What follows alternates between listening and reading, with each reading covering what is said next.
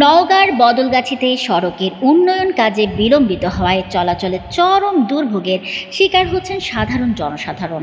দ্রুত এই সমস্যার প্রতিকার চেয়ে এলাকাবাসীর পক্ষ থেকে এক মানববন্ধন কর্মসূচি অনুষ্ঠিত হয়েছে। নওগাঁর বদলগাছি থেকে খালিদ হোসেন মিলুর প্রতিবেদনে দেখুন বিস্তারিত। বুধবার 28 মে বদলগাছি শহরের প্রাণকেন্দ্র উপজেলা পরিষদের সামনের প্রধান সড়কের পাশে এলাকাবাসীর ব্যানারে এই মানববন্ধন কর্মসূচি আয়োজন করেন ভুক্তভোগী স্থানীয় জনসাধারণ। এই সময় মানববন্ধন কর্মসূচিতে বক্তব্য রাখেন বিশিষ্ট সমাজসেবক জাহাঙ্গীর আলম, সমাজসেবক শিক্ষানুরাগী IBN নূর, বদলগাছি মডেল প্রেস ক্লাবের সাধারণ সম্পাদক আবু রায়হান লিটন, যুবদল নেতা আওরঙ্গজেব সর্দার সহ অন্যান্যরা। মানববন্ধন কর্মসূচিতে বক্তারা বলেন, বদলগাছি মেইন সড়কের শহরের অংশে উন্নয়ন কাজ দ্রুত সম্পন্ন না করায় খানাখন্দের সৃষ্টি হয়েছে।